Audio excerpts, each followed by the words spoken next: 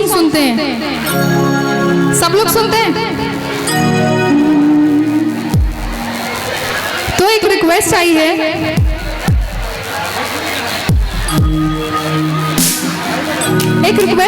किरण भाभी की तरफ से, तोहरे में बसे राजा।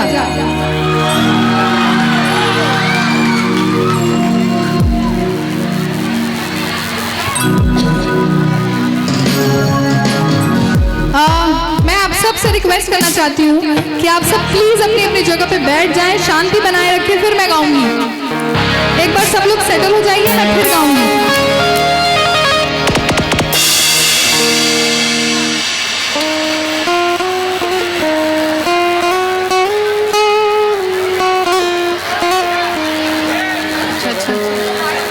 और मैं एक बात कहना चाहती हूँ, इतने लोग इतने प्यार से मिलने आ रहे हैं, इतने जोश में है, लेकिन फिर भी इतने सब एक जगह पे हैं, सब एक साथ हैं, उसका श्रेय जाता है पुलिस प्रशासन को।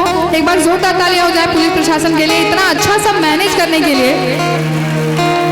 तो आप सब बैठ गए हो तो मैं शुरू करूं?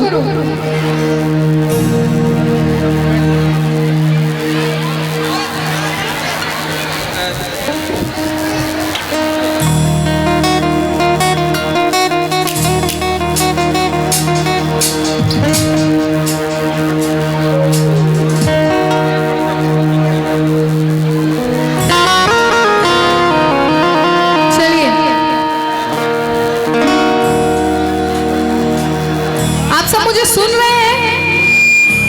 अगर सुन रहे हैं तो बैठ जाइए, जगह देख के बैठ जाइए। और आज कुछ भक्ति भाव से अलग हट के थोड़ा कुछ करेंगे।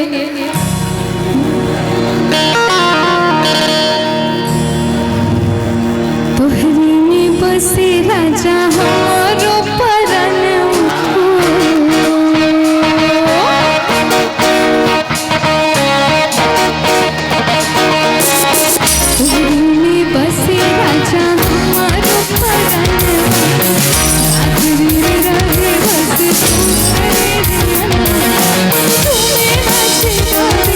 जब तो हरा के पावे मन तुम्हें नच गावे, जब तो हरा के पावे बड़ा नीक लागे राजा तोरा संगवा।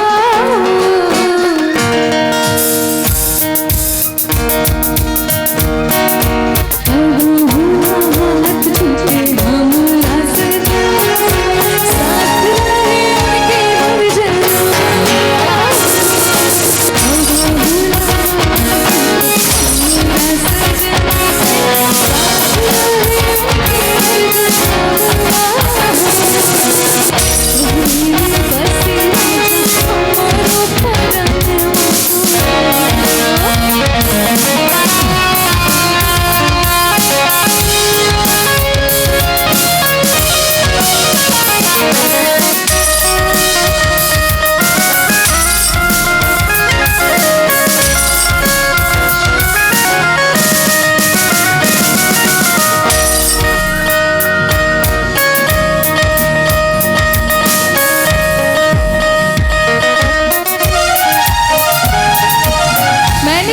हर चेंज किया है ताकि मैं इतने सारे लोगों के बीच एक भक्ति मंच पे इसको गा सकूं।